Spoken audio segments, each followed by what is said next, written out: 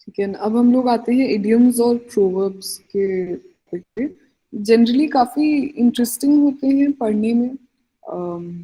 हिंदी में जैसे हम मुहावरे और लोकोक्तियां पढ़ते हैं, तो सिमिलरली इडियम्स और प्रोवर्ब्स भी होते हैं।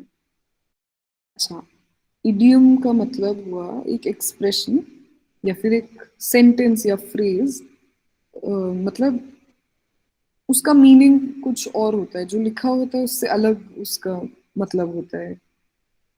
अम, इसके एग्जाम्पल्स जब आप पढ़ेंगे तो शायद ज्यादा क्लैरिटी आएगी। नेक्स्ट स्लाइड पे चलते हैं।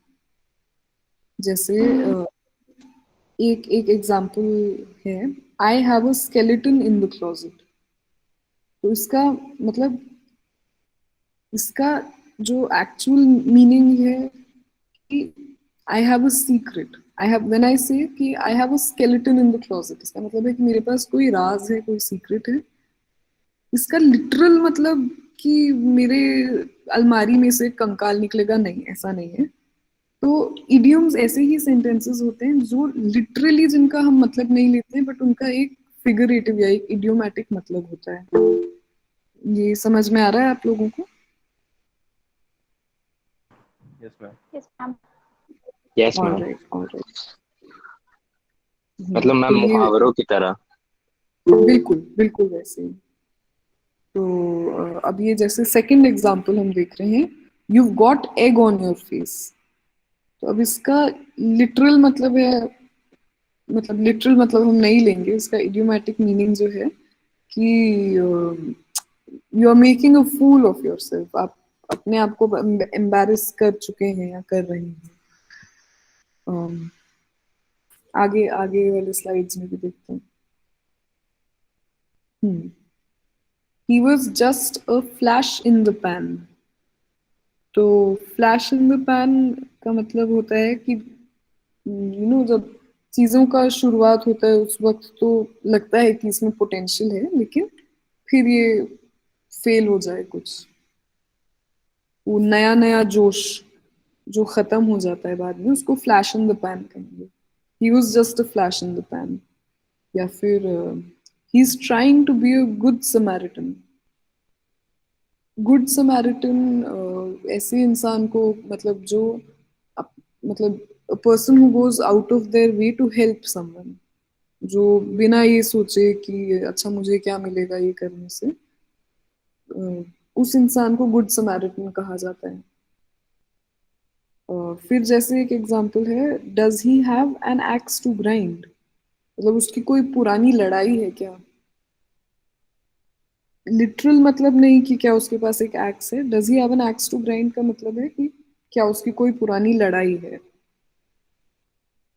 We should let sleeping dogs lie. इसका हिंदी में ऑलमोस्ट सिमिलर इससे है, गढ़े मुर्दे मत उखाड़ो, है ना। लेट स्लीपिंग डॉग्स लाई मतलब अब पुरानी बातों को मत दोहराओ, फिर से वो पुरानी लड़ाई को मत उठाओ, फिर से गढ़े मुर्दों को मत उखाड़ो। लेट स्लीपिंग डॉग्स लाई, इसका ये मीनिंग है।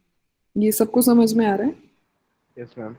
Yes ma'am. ठीक, यस मैम। ठीक, आगे बढ़ते हैं। अच्छा, अब हम लोग प्रोवर्ब पे आते हैं।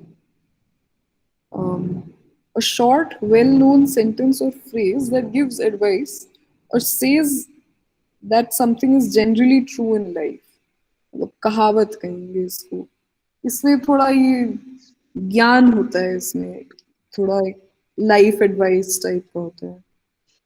आगे एग्जांपल्स में देखते हैं। जैसे हम लोग का पहला एग्जांपल है यहाँ पे, absence makes the heart grow fonder.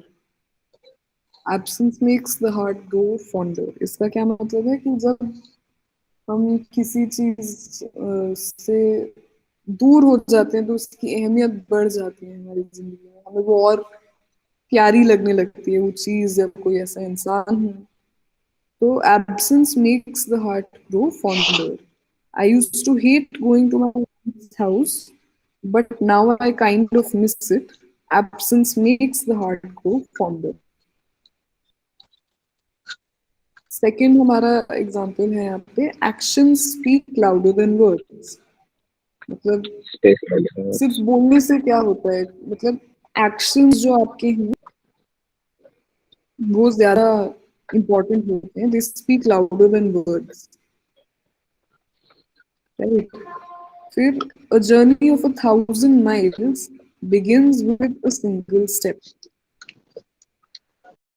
इस वाले एग्जाम्पल पे हम चलते हैं, अ journey of 1,000 miles begins with single step.